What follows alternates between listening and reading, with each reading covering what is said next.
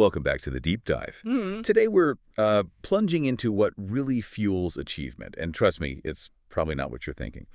Our source material today comes from excerpts of a text called Rage, the Ultimate Fuel for Domination. And well, it definitely challenges the usual ideas about motivation. It certainly does. It's quite provocative. Yeah, the source basically says, look, you don't need more motivational talks or sweet nothings about your potential. Right. Instead, it argues what you really need is, and I quote, controlled, disciplined, laser-focused rage. Okay, let's try and unpack that. Yeah, let's do that. And what's fascinating right away is how the source is careful to define this rage. It's really specific. Okay. This isn't, blind fury or just losing your temper, not at all.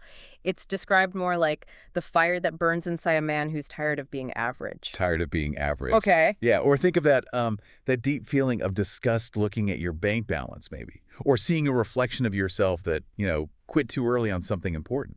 Ah, I see. So it's less about outward anger and more like this internal dissatisfaction, a rejection of where you are. Exactly. A rejection of mediocrity. Yeah. And that feeling gets channeled. And that's where it gets really interesting for me, the contrast they draw between that and normal motivation. Big contrast. Motivation, the source says, is like a mood. It's fleeting. Like the weather was the phrase used. Good today. Gone tomorrow, exactly. But this rage, this internal thing, it's painted as intensely personal. Right. It belongs to you. It doesn't need, like, the perfect song playing or someone cheering you on. Precisely. It's not dependent on those external factors. The source calls it an inner voice that screams, I refuse to be forgotten. I will build. I will conquer. I will dominate. Strong words. Very strong.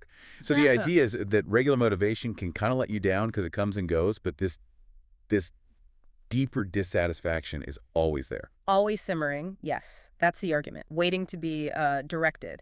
And if we connect this to the bigger picture, this internal rage is presented as the real engine behind action, consistent action. Okay, so how does that translate? Well, this is supposedly what gets people up at 4 a.m. when they don't feel like it, Right. what makes them lift heavier even when their muscles are crying out, or, build that second income stream while other people are just scrolling social media. Okay. The text claims this force is what separates wolves from sheep, helps you become elite. It's framed as a really powerful, almost primal driver. Separates wolves from sheep.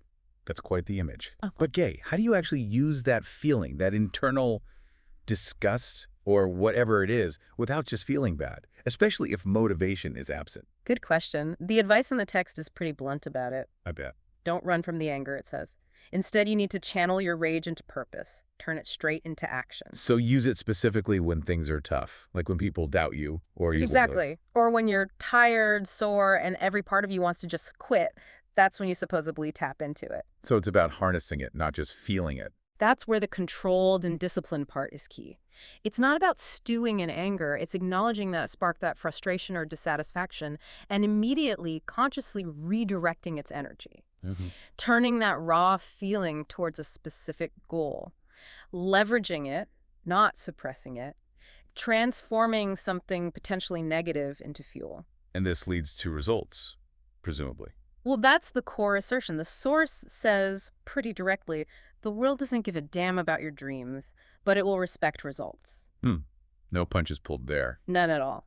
So this rage, when it's controlled with discipline, is described as a force that delivers results like no other force on Earth.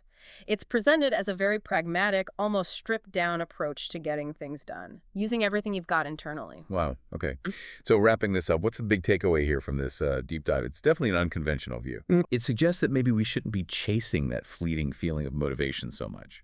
Instead, maybe a disciplined, personal kind of rage, that deep dissatisfaction channeled correctly, could be a more reliable, even ultimate fuel. That's the core idea presented, yes. If traditional motivation is like that spark easily blown out, perhaps this deeper personal dissatisfaction, this rage, is actually the steady, enduring fire needed for really significant achievements. It definitely leaves you with something to think about. What will you choose to fuel your own ambitions?